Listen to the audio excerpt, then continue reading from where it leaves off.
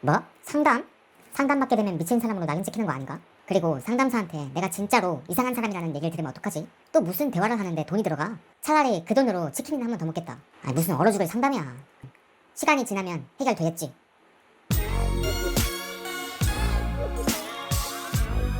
반갑다, 마음아. 일반적으로 사람들한테 상담을 받아보라고 권해보면 반응이 썩 좋진 않아요. 이 상담을 받아보라고 권하는 이 자체가 정신적으로 문제가 있다는 식으로 환자 취급하는 것이 사회 통념인 것 같습니다.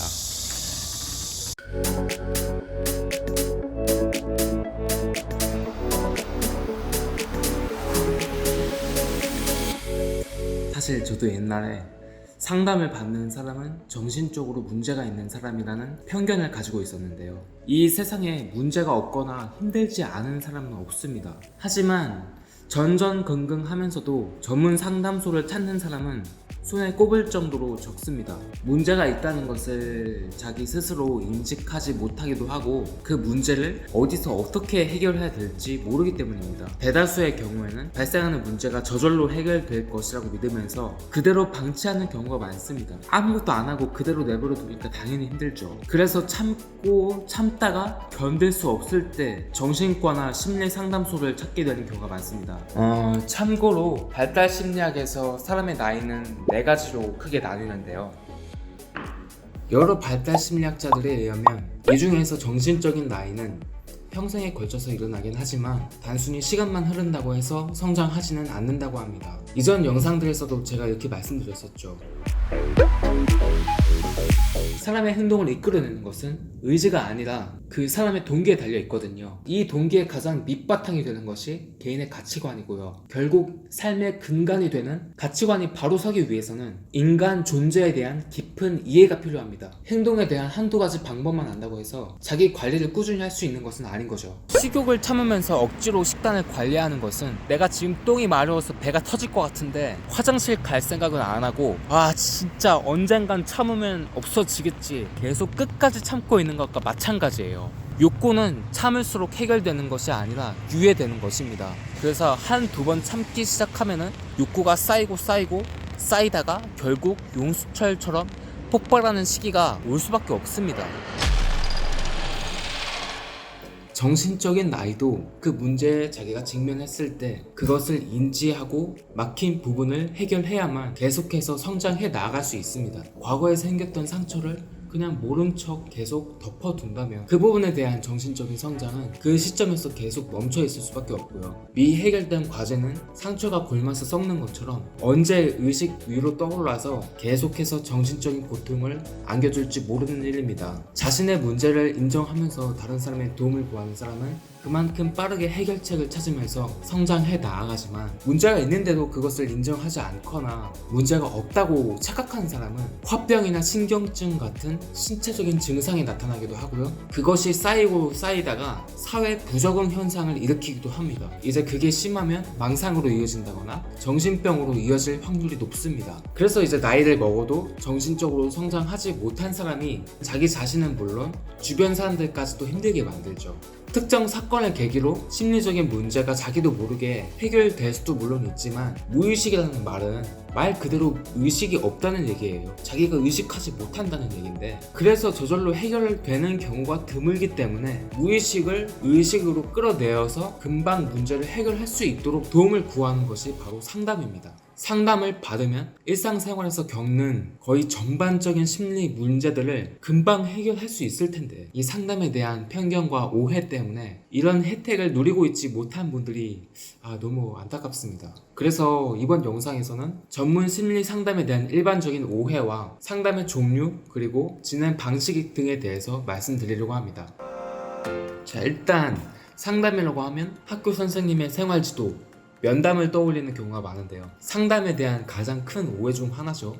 전문 상담을 단순히 친한 사람들끼리 수다 떠는 차원으로 생각하시면 진짜 곤란합니다. 단순히 정보를 준다거나 일방적으로 내가 누군가에게 조언을 해주는 것은 그냥 면담이나 생활 지도라고 하고요. 상담이란 상담자가 내담자에게 일방적으로 무엇을 지시하거나 지적하는 것이 아니라 다양한 심리 기법을 기반으로 문제 해결을 위해서 서로 상호작용하는 과정입니다.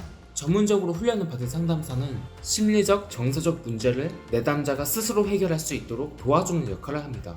사람마다 겪는 문제가 다르니까 각자의 수준과 상태에 맞게끔 아주 적절한 심리 기법을 제시해 줍니다. 결국 상담은 건강하게 삶의 질을 높이기 위해서 마음의 힘을 키우는 마음의 훈련입니다. 이 마음으로 떠나는 여행이라는 의미에서 마음의 상처를 보듬어 낫게 하는 마음의 치료라고 할 수도 있죠. 그래서 상담은 오히려 정신적으로 건강한 사람들이 받는 거예요. 진짜 치료받아야 할 정신병 환자들은 자기가 정신병인지도 모르고 병원에 갈 생각조차 하기 어렵거든요. 문제가 없는 사람들은 없다고 말씀드렸죠. 상담사들도 자기가 힘들 때 다른 상담사들에게 상담을 받습니다. 슈퍼비전이라고 상담사들은 상담 이후에 자신의 상담 과정과 그 결과를 되돌아보는 과정을 거칩니다. 전문 상담이라고 해도 모두 같은 상담이 아니거든요. 상담사들마다 전문 영역과 상담 기법이 서로 다릅니다. 심지어는 아토피 상담사도 있어요. 세월이 지날수록 그 분야가 점점 세분화되는 추세입니다. 그리고 상담을 받으면 기록이 남는다고 오해하는 분들이 있는데요. 정신과 진료는 건강보험공단에 청구할 목적으로 5년간의 기록 보존 기한이 있지만 본인의 동의 없이는 조회할 수가 없고요. 이 심리상담의 기록은 건강보험을 적용받을 수가 없어서 굳이 기록을 남길 필요도 이유도 없습니다. 당연히 내담자가 원치 않으면 그 누군가에게도 심지어는 가족에게도 그 사실을 알려줄 수가 없고요. 국가 전상만에 전혀 기록이 남지 않기 때문에 민간 보험 상품 가입을 비롯해서 그 어떤 경우에도 심리 상담을 받았다는 것은 아무런 문제가 되지 않습니다. 그런데 고민 끝에 누군가에게 내가 상담을 받으려고 마음을 먹는다고 해도 내가 어디를 어떻게 찾아갈지 몰라서 혼란스러울 수 있습니다. 심적으로 힘들 때 사실 종교적인 부분을 제외하면 보통 정신과나 상담소를 떠올리는 경우가 많은데요. 정신과와 심리상담센터의 가장 큰 차이점은 바로 약 처방을 할 수 있냐 없냐입니다. 정신과 의사들은 사람을 환자로 보고 상담소는 사람을 환자로 보지 않죠. 정신과는 그 정신과 전문의 판단 하에 약 처방도 가능하고 심리 문제에 대한 원인을 분석해서 상담 치료 동안 진행할 수 있습니다. 조현병, 해지성 장애, 공황 장애, 인격 장애 같은 정신질환을 앓고 있는 사람들이 주 대상이라고 생각할 수 있지만 정신질환을 앓고 있는 사람들이 스스로 정신과를 찾는 경우보다는 주의력 결핍 행동 장애나 틱 장애 같은 질환을 앓고 있거나 정신과 환자들에게 피해를 입은 사람들이 찾는 경우가 좀 더 많은 것 같습니다. 하지만 정신과는 진단과 투약을 위한 것이 상담의 목적이기 때문에 진료 시간이 많이 짧은 편입니다. 정신과 의사들은 말 그대로 의사예요. 의료법에 의해서 의료인으로 규정되어 있는 의사는 질병 모델의 관점으로 치료적인 접근을 합니다. 정신질환이 있다는 것을 전제로 하기 때문에 만약에 일반인이 정신과를 찾게 되면 단순한 걱정 근심도 정신질환으로 진단받게 될 수 있습니다. 이게 왜 그러냐면은 의과대학이나 의학 전문 대학원에 졸업한 의사들은 인턴과 레지던트 과정을 거치면서 수련을 받는데요. 의대에서는 정신과학을 뇌과학, 외과학, 신경과학, 산부인과학, 소아과학 등등 의학의 일부분으로서 배웁니다. 그렇기 때문에 전문의 과정을 거치기 전에는 어떤 정신이나 심리에 대해서 제대로 배울 기회가 없습니다. 수련 과정에서도 주로 약물 치료와 정신재활요법에 대해서 진단하고 약을 처방하는 위주로 배우기 때문에 심리 치료에 대해서는 잘 모르고요. 상담사처럼 다양한 심리 기법을 활용해서 상담을 잘 하지는 못합니다. 그래서 정신과 병원에 다니는 사람들이 상담은 하나도 안 해주고 약만 준다고 하소연하는 경우가 종종 있죠. 이 약물은 호르몬과 뇌 기능에 영향을 주어서 진정시키는 역할을 합니다. 약물을 투약하게 되면 그 부작용으로 정신이 약간 멍하게 되고 되게 졸릴 수도 있는데 스스로를 통제할 수 없을 만큼 정신적으로 힘들고 어려운 사람들이 이런 약물의 도움을 받는 겁니다. 하지만 약물만으로는 근본적인 치료가 안 되고요. 정신적으로 좀 진정이 되고 나서 다양한 심리적 기법을 통해서 약물의 도움 없이도 일상생활을 정상적으로 할 수 있도록 심리치료를 병행해야 됩니다. 사랑을 해서 도파민이 나오는 것이 도파민을 투약한다고 해서 누군가를 사랑하게 되는 것은 아니거든요. 그리고 제가 이전에 아토피 관련해서 의료기관과 약물에 대한 개인적인 생각을 말씀드린 적이 있는데요. 정신병원의 약물에 대한 생각도 마찬가지입니다. 정신병은 근본적으로 바이러스나 세균에 의한 질병이 아니에요. 기질적이나 선천적으로 어떤 뇌 기능에 이상이 있는 경우가 아닌 이상 진짜 근본적으로 심리적인 문제는 약물 따위로 치료하고 말고의 이 신체 기능적인 문제가 아닌데 그 어떤 부작용이 있을지도 모르는 그 약물을 장기간 복용하는 것은 이 멀쩡한 정신을 그냥 죽이는 짓이라고 생각합니다. 어디까지나 약물은 정신질환을 앓고 있는 환자들이 심리치료를 병행하기 위한 보조수단에 불과합니다. 정신과를 찾게 된다 하더라도 일상생활에서 큰 문제를 일으킨다거나 극심하게 정신적으로 고통스럽지 않다면 굳이 약물을 쓸 필요는 없다고 생각합니다.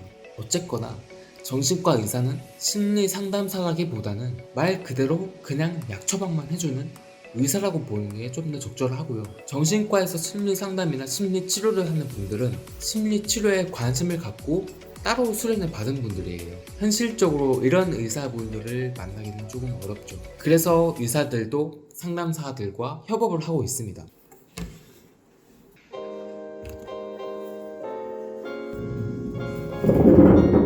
심리상담소는 의료기관이 아니기 때문에 약 처방을 하지 않습니다. 상담은 건강한 사람들이 받는 거라고 했죠. 상담을 받는 대상은 일반인이고요. 상담센터에서는 주로 가벼운 신경증에 대해서 다루거나 불면증이 심하다든지 연애, 학업, 진로, 취업, 가족, 친구, 대인관계, 청소년 문제 등 일상생활에서 겪는 문제를 다룹니다. 심리사들은 학부부터 대학원까지 계속해서 심리에 대해서만 공부하기 때문에 의사보다는 조금 더 심리에 대해서 알겠죠. 상담의 진행 방식은 상황에 따라서 계속 유동적으로 달라지기 때문에 정해진 법칙이 있지는 않아요. 사람마다 다를 수밖에 없어요. 공감과 위로가 정말 중요하긴 하지만 그렇다고 해서 계속해서 고개만 끄덕이고 있지는 않습니다.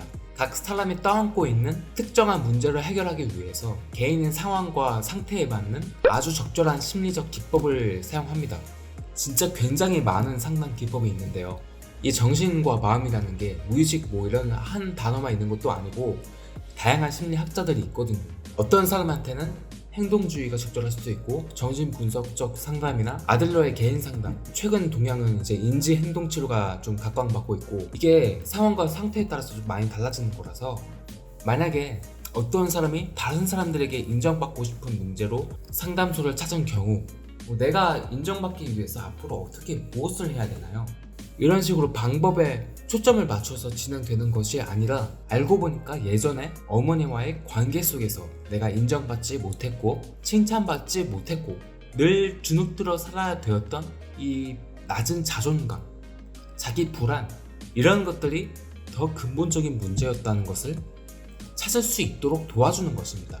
이런 것들을 상담해서 들여다보면서 내 문제가 거기서부터 시작이 되었구나, 이런 미해결된 과제를 돌아보면서 문화적 배경, 성, 사회, 경제적 지위 같은 것을 이해하는 과정에서 하고 깨닫는 통찰의 처음입니다. 이렇게 깨달으면서 자기의 생각과 마음이 정리되고 나면 너무나도 크게 보였던 문제가 깔끔하게 그냥 정리되는 경우가 많습니다. 상담을 받게 된다면 이전에는 자각조차 하지 못했던 문제에 대해서 사고와 감정의 어떤 역동, 생활 패턴 등에 대해서 자각을 하게 됩니다.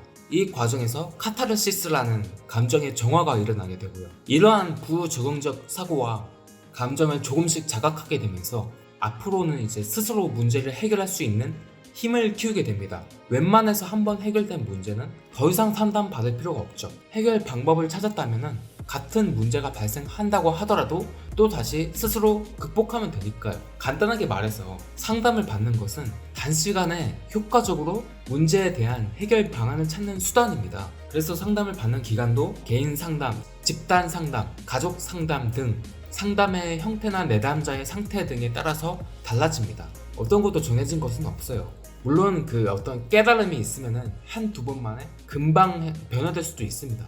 하지만 외국어를 배울 때 아니면 운동을 할 때 단순히 방법만 알았다고 해서 곧바로 유창하게 말한다거나 운동 선수가 될 수는 없는 것처럼 상담을 받으면서 마음의 근육을 키우는 것 또한 꾸준하게 노력해야 되는 것은 마찬가지입니다. 자, 한마디로 정리하면 정신과와 상담소 모두 상담을 통해서 심리적인 문제 해결을 도와주는 기관이지만 그 문제를 다룰 수 있는 범위와 관점, 방법이 다른 것입니다. 상담에 대한 궁금증과 오해가 조금 풀리셨으면 좋겠네요. 그래도 뭐가 어찌 됐던 간에 사회 통념 때문에 이 상담을 받는 자체가 조금 부담되는 것도 사실이에요. 그래서 남들 눈치도 보이고 오프라인에서 얼굴을 직접 대면해서 누군가의 도움을 구하는 것이 꺼림칙하신 분들에게 제가 추천해드리는 사이트가 있습니다. 온라인 심리 상담 센터 트로스트인데요. 스마트폰에서도 다운받을 수 있거든요. 이 아래 설명란과 댓글에 제가 링크 올려드릴 테니까 링크 타서 홈페이지 한번 둘러보시고요. 수십 명의 상담사분들이 있고 그분들의 양력과 소개를 보면서 어떤 상담사를 내가 고를 것인지 직접 선택을 할 수 있습니다. 자신이 직접 고를 수가 있어요.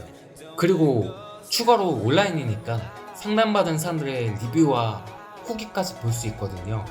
이거를 참고해 보시면서 자신과 잘 맞는 사람을 찾아보시고 대인 기피증이나 불면증, 우울증, 무기력감 등등 일상생활에서 우리가 충분히 겪을 수 있는 다양한 일상 문제들에 대해서 한번 상담을 받아보셨으면 좋겠습니다. 이 상담의 가격만 보고 선택하기보다는 개인의 성향에 맞는 친구가 있듯이 자신과 성향이 맞을 것 같은 이 상담사분을 찾아보는 것이 좋습니다. 심리학을 떠나서 사람의 마음은 정해진 답이 없으니까요. 옳고 그른 정답이 있는 것이 아닙니다. 온라인 상담은 문자나 전화로 진행이 되는데요. 이것이 제가 생각하는 가장 큰 장점이자 단점인 것 같아요. 아무래도 직접 만나서 얘기하는 거랑 문자나 전화로만 대화를 하는 거는 좀 많은 차이가 있으니까요. 그래도 여기가 가장 접근성도 좋고 누구나 부담 없이 한번 상담을 받아볼 수 있다는 점에서는 트러스트만한 상담 어플이 없는 것 같습니다. 상담을 한번 받아보시고 좋은 것 같다 싶으면은 오프라인에서도 개인 상담이나 집단, 가족 상담 같은 거를 한번 해보시기를 적극 권장드릴게요. 하지만 단 한두 번만의 그 상담으로 모든 전문적인 상담은 이렇구나, 별볼 일 없네, 이렇게 과잉 일반화 하지는 않으셨으면 좋겠습니다.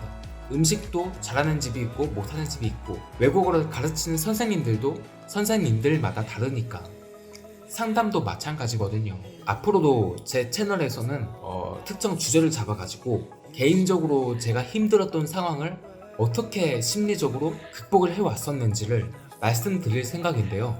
제가 그런 영상을 만들기 이전에 지금 당장이 너무 힘들어가지고 개인적으로 저한테 연락을 주시는 분들이 종종 있거든요.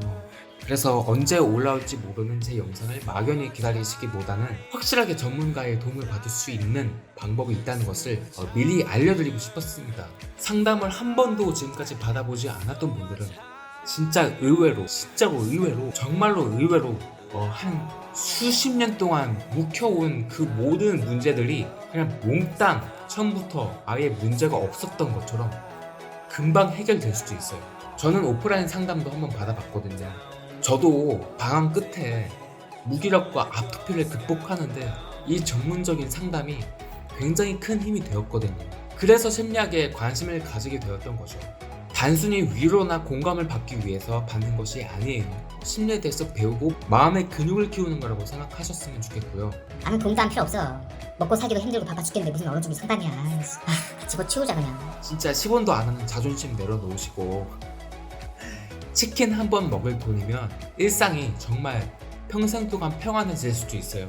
진정한 카타르시스를 한번 경험해보고 싶지 않으신가요?